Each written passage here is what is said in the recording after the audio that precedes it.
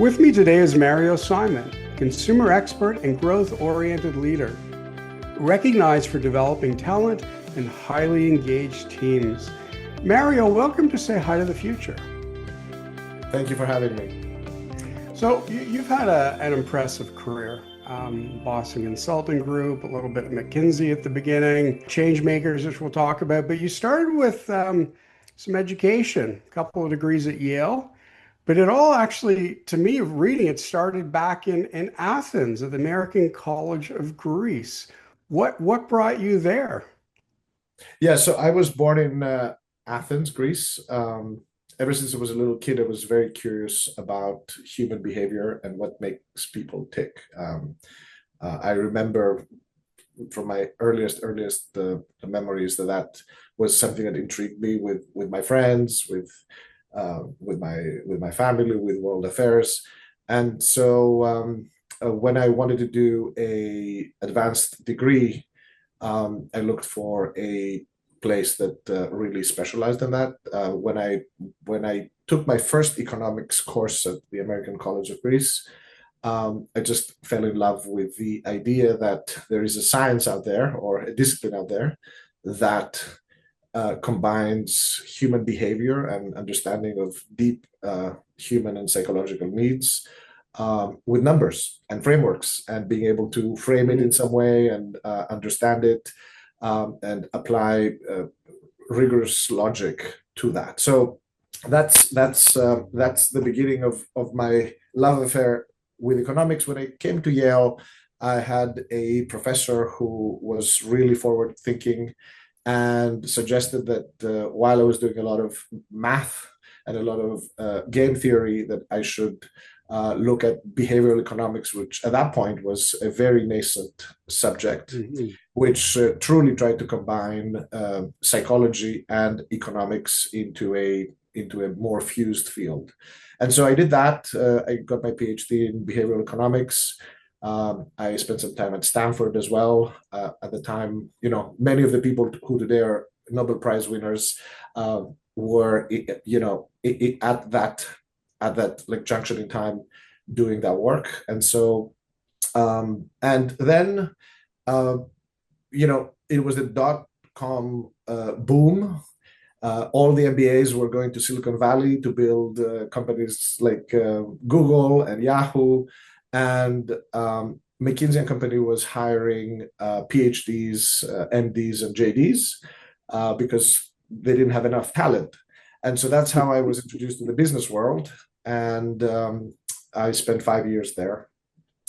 Uh, got a great understanding of how real business actually works, and from there, I did a short stint in London where I built a small consulting firm for advertising giant Omnicom. But I wanted to come back to New York because I really love New York. And WPP at the time was building a brand valuation business, and that's where I joined. That space, and I started combining things that had to do with marketing and really sort of going deep into that consumer behavior from a business perspective. And we built this business over time, which became 1,000 people. So that was an amazing experience of being a CEO of a company that was tiny, from 12 people to 1,000 people over the course of 5 or 6 years. And then I joined BCG, and that's again where I focused a lot on consumer behavior and consumer understanding. Oh, that's a fantastic background, and I know we're going to dive into it as we talk about change makers and your purpose today. Quick quiz though for you, Mario. I also do a lot around behavioral thinking and quant in my career. I've been back and forth to Athens many times for work, and I was there about a month ago. So Oh, here's wow. my question to you. Why do people even try to drive in Athens? What is the behavior that makes them take their cars out? Because a dog walking backwards gets you faster to your destination. Well, it is true that Greeks like to drive in intense ways. Let's leave it at that. Okay. So following on a more serious note, I love this. You said that my life purpose is to create spaces where people are their best. And that's really driven you to success in many ways. And one of those ways is coaching individuals, whether it's CEOs or NFL athletes. So maybe you can double click on where this purpose came from and how it's helped you drive others. Yeah, I'm a firm believer in the fact that everybody comes on this planet with a gift. In many ways, life's journey is to find out what that gift is and make the most out of it. And so for me, at some point, maybe in my 30s, I sort of really realized that my gift is to see in others what they don't yet see in themselves. And that's something that I felt, a deep calling to maximize that gift. And a way of doing that, if you think about it from a talent standpoint, is to coach people to their highest possibilities. If you think about it, if the others is a company, is to lead a company to see itself in a different way. If it's a client, it is being a advisor and consultant to help management see what possibilities that company has. So it's a thread line that goes throughout, I think, my entire life. And looking back, I think I had that since the beginning. It's quite innate. So that's where the coaching comes from. And in the last couple of decades, I'd say I have done more than 4,000 hours of coaching. So quite a bit of focus on that. So, how has it changed over those 4,000 hours in the sense of, the world has changed. Leaders necessarily have to change. I think of myself early on as an entrepreneur, taught by my late father, like, this is your business. You make the decisions. You tell people what to do.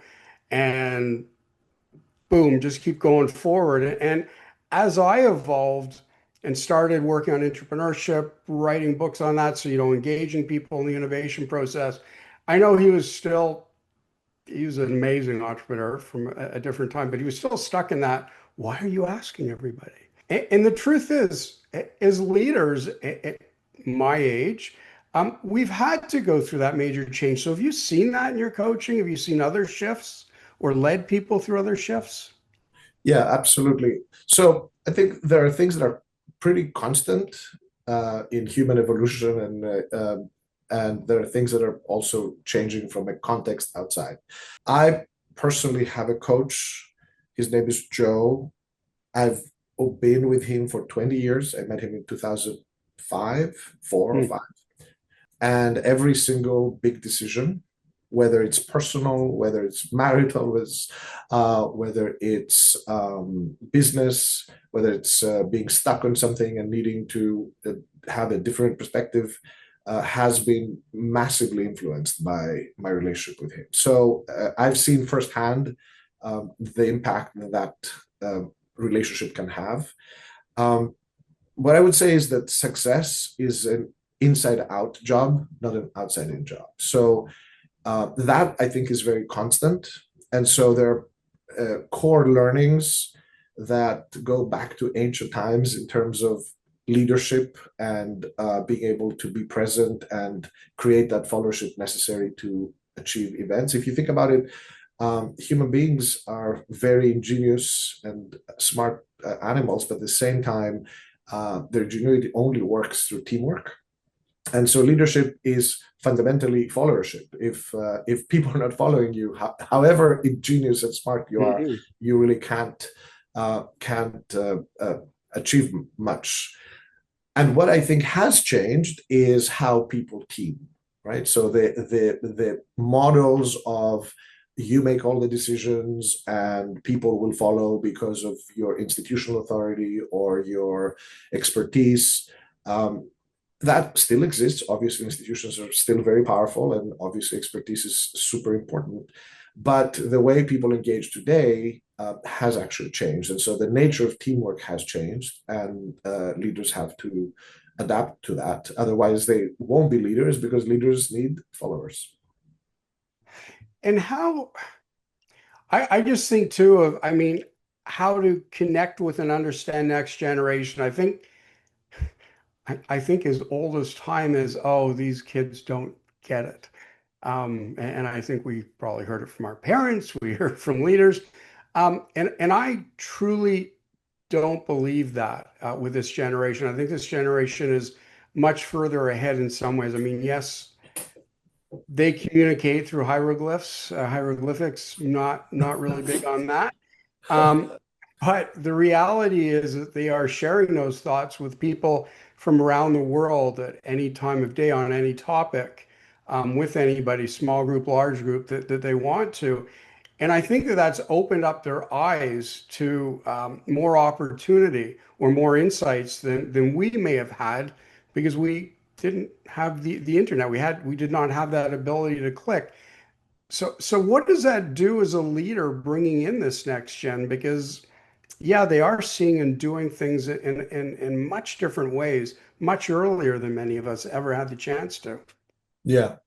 Well, what is important for today's leaders is to see themselves more as um, coaches and air traffic control of ideas than it is to make the decisions.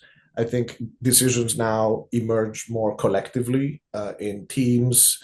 And of course, that being said, being trained in how to think and make decisions on a personal level is still very, very important. So let's not throw away the baby with the bathwater. I Mhm. think, yes, better decisions and more innovative ideas come from a more distributed model and more organic model. At the same time, as you see, there's a lot of emergencies popping up, right? The more Mhm. complex the world becomes, the need for the personal impact of a leader when there's a acute type of challenge is still very much present. So it is the art of being able to operate from different mindsets.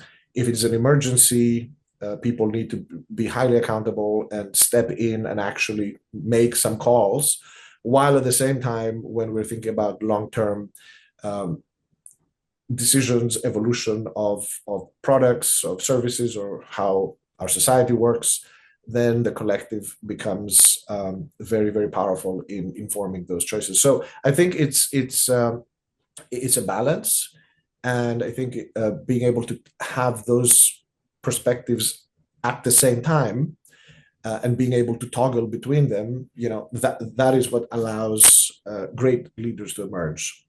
So they serve the leadership that is necessary at the moment. You mentioned ingenious, you mentioned decision making.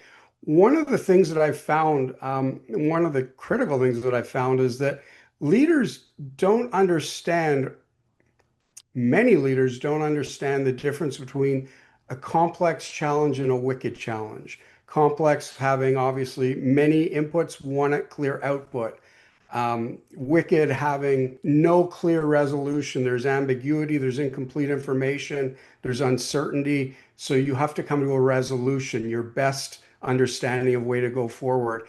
And I find that one of the critical areas driving failure is that they don't understand the difference between these two.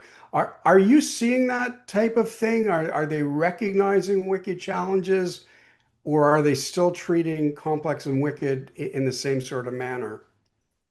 Yeah, it's an interesting distinction, and I think the best leaders are actually able to do both, because yes, complex challenges need a pretty circumscribed way of addressing a topic. Um, but I agree with you.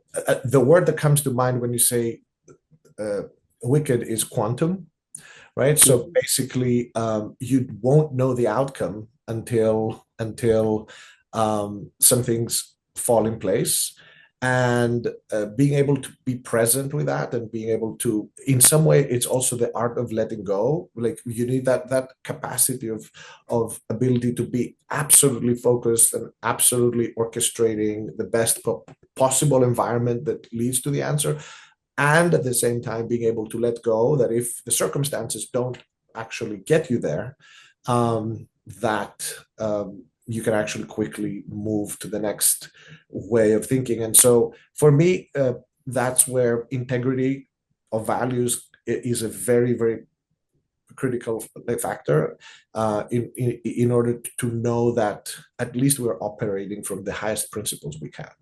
Right? We might not be able to predict or to implement all the answers we think are right, and Hmm. actually we don't often know what the right answer is, Yeah. but we can operate from a place of absolute integrity, and striving to sort of the process through which we come to an answer can elevate.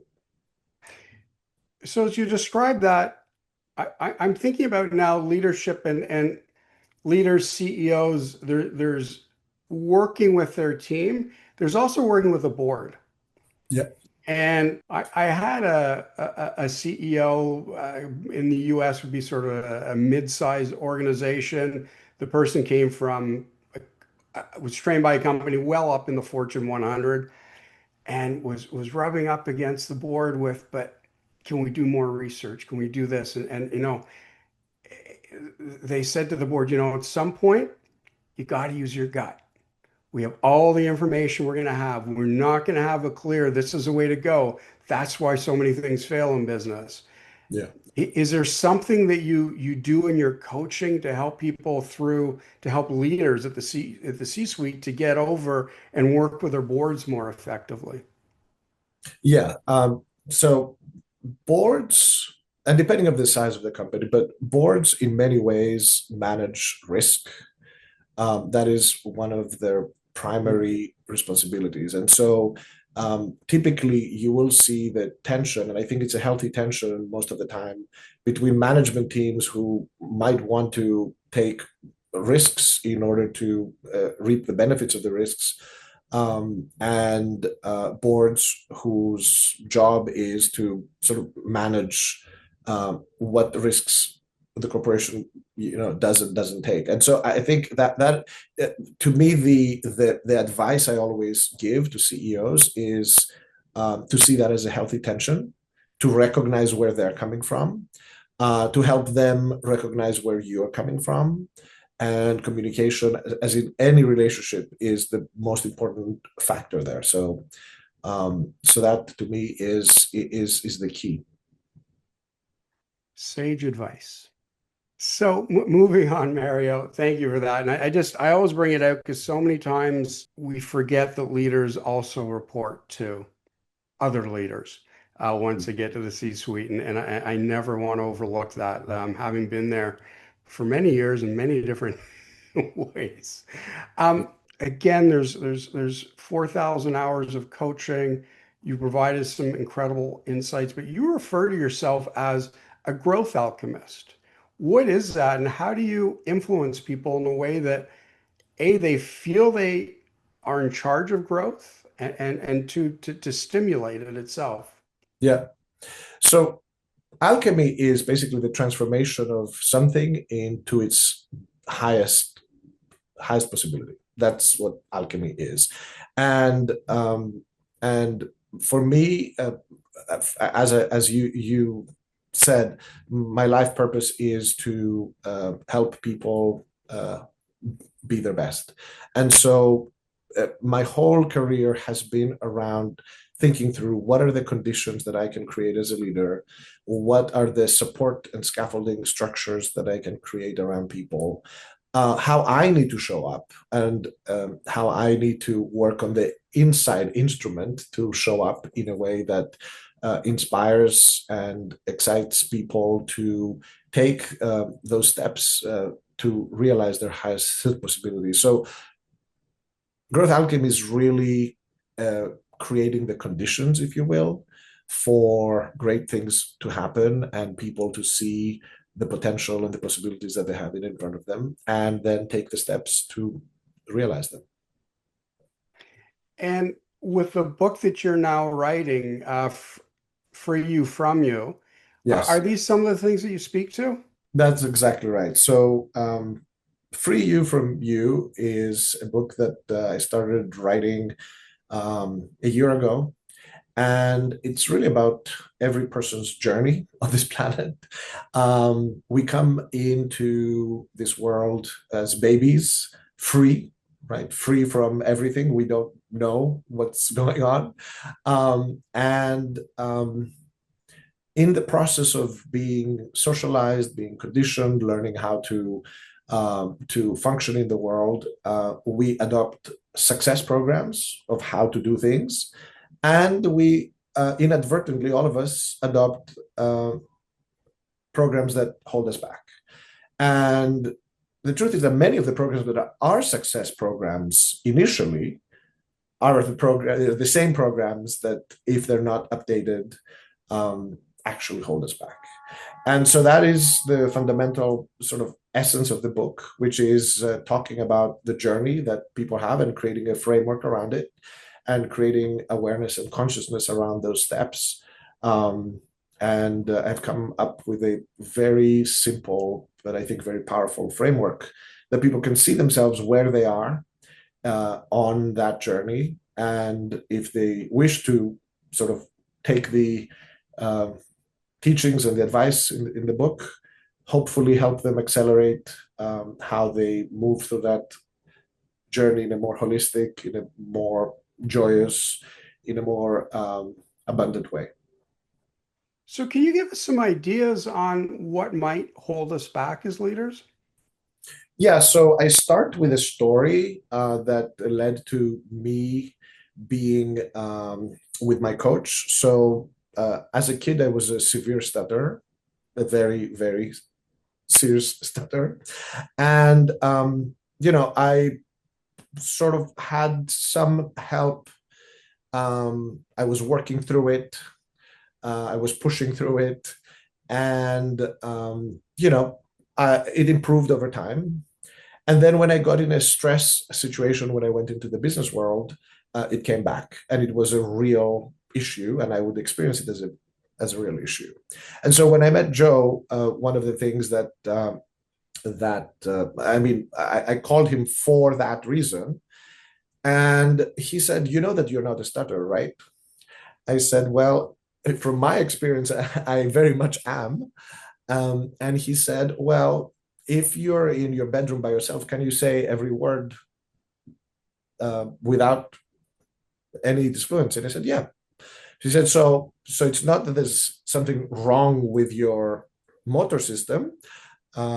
You can say all the words, correct?" I said, "Yes." And so then I said, "But this is very real. Whatever you're telling me, you're telling me I'm not a stutterer. Well, in my experiences, I am."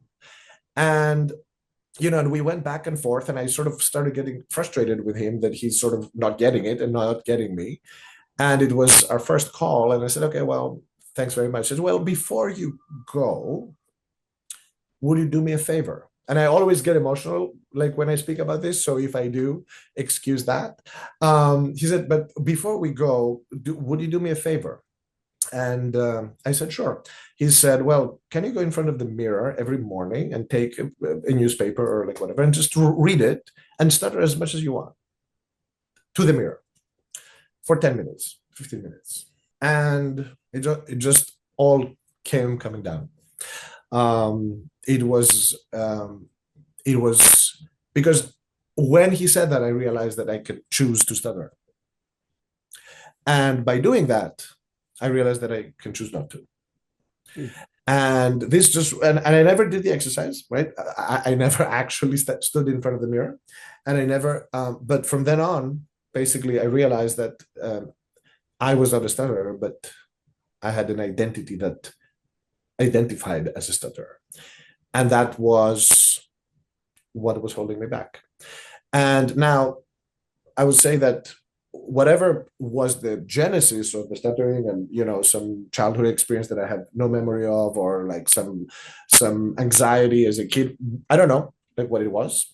um but the point is not how it was generated. It was that program was there for me for a long time, and then that program, I shed light on that program, and by shedding light on it, I was able to shift it. So I guess you did not know that I was a stutterer before I told you, right? So that just shows, to me at least, it sort of gave me tremendous confidence that we can rewrite our programs, and we can liberate ourselves from many of those elements that tend to be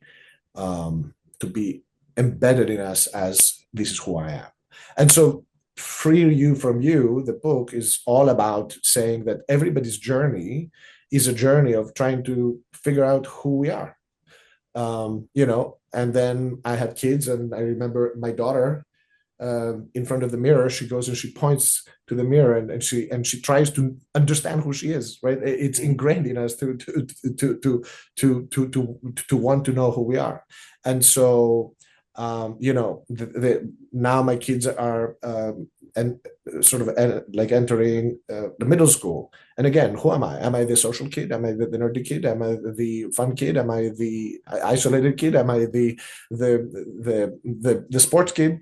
And that is how people operate, and it's amazing and fantastic, and that's what the human mind does, and it's amazing to watch it, but also bringing consciousness to that self-identity, and being able to see it for what it is, and actually ask the question, is that really who I am? Am I really the like social kid, or the sport kid, or the smart kid, or whatever it is? And is that serving me well? And when is it serving me well? And people don't spend enough time, I think, reflecting in those ways. And I have found that helping people reflect in those ways is really, really powerful in helping them get to the next spot that they want to get to. Mario Simon, growth alchemist, coach, global executive now, doing your own thing, helping people with thousands of hours coaching. It's been a pleasure speaking with you this morning. And just before we leave the discussion and leave some very candid and deep sharing by you, which I appreciate. A quick question. You talk about work-life balance. You Yeah. talk about it for leaders and entrepreneurs. Now, I'm an entrepreneur. My work-life balance didn't exist for 40 years. It is now. And I was also touring a major company in New York not long ago.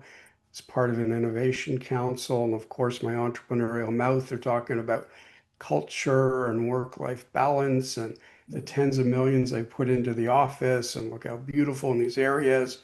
So of course I go, yeah, but it doesn't look like anybody's been sitting on these couches. I take it you still have the 100-hour work week. Didn't go over too well, but they didn't say no.